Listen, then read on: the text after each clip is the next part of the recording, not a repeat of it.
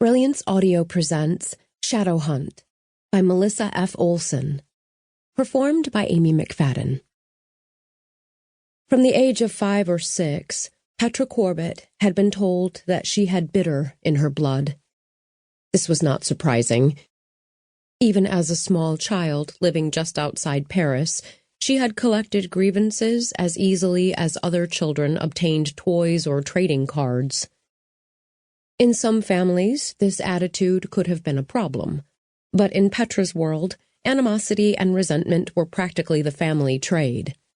Her natural pull toward hostility in all its forms, verbal, physical, magical, actually wound up making Petra her grandfather's favorite, despite the unfortunate circumstance of her not being male. Petra's mother hoped that time might mellow her youngest daughter's rancor, but instead, Petra's capacity for hatred only seemed to expand and expand, until she was on her first scouting trip to America, and she realized that her entire lifetime of dislike had just been a long and arduous escalation to that precise moment. Because the reality was that Petra Corbett had never loathed anything as much as she hated driving in Los Angeles. For the first 4 days of her stay, that was all she had done. Drive the streets, getting to know the city and the shallow idiots who lived in it. It was bad enough that Americans insisted on driving themselves everywhere, but Los Angeles in particular seemed to depend on individual cars the way other, more intelligent cities depended on public transportation.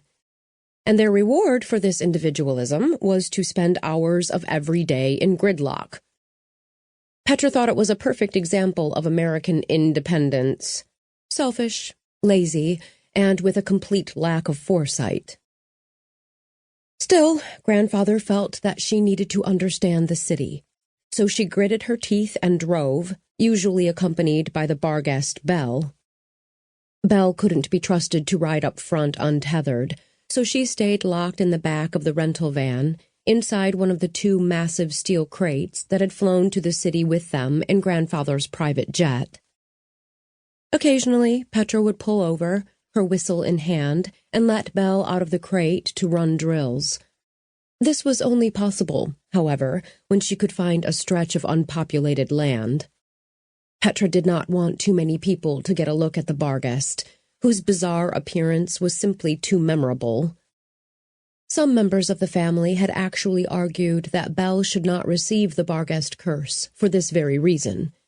But Petra's father, who was in charge of training the potentials, had insisted that Belle was the most intelligent and athletic of all the current crop. Petra hated her father, of course, but in this case she had to admit he'd been right. Belle was an excellent specimen. And it was easy enough to exercise her at night, when Petra could also keep an eye out for any signs of the local werewolf pack.